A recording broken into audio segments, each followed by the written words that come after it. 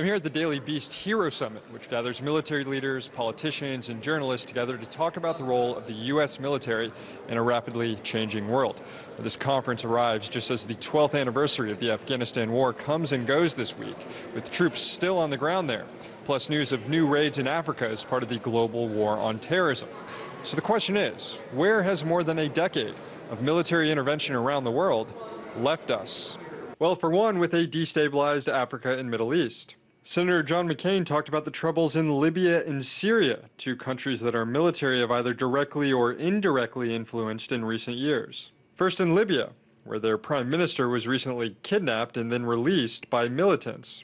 What we did, hands off, leading from behind, and now we see this situation in a crisis, and these militias, as you say, leadership that is not as strong as we would hope. And the situation is going to, I'm afraid, be chaotic for some time. Then to Syria, where the United States has been funneling weapons to the rebels in their fight against the Assad government.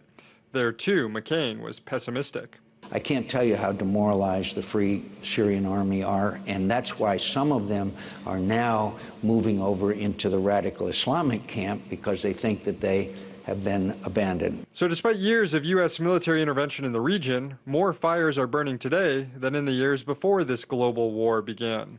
The same is true of the threat of terrorism itself. Former NSA Chief Michael Hayden joined other national security experts to talk about al-Qaeda's growing strength since the U.S. war on terror began. Al-Qaeda controlling more territory and having more adherents today than they have at any time in their history. And I actually think that's true. Doesn't mean we're less safe than we were 10, 11, 12 years ago. It doesn't mean we haven't been very successful. The recent attack on the shopping mall in Nairobi was fresh on everyone's mind. And former member of the House Intelligence Committee and now president of the Wilson Center, Jane Harmon, talked about similar threats coming to the United States. And this is an evolving threat, and they attack asymmetrically. They have to be right once. We have to be right, whoever we is, whether we is Kenya or the U.S. or France or Britain, we have to be right 100% of the time to block them. That's impossible. And anyone who says there is 100% security is absolutely wrong. But there was some acknowledgement that the United States military should tread lightly when confronting this new breed of terrorism coming from Africa.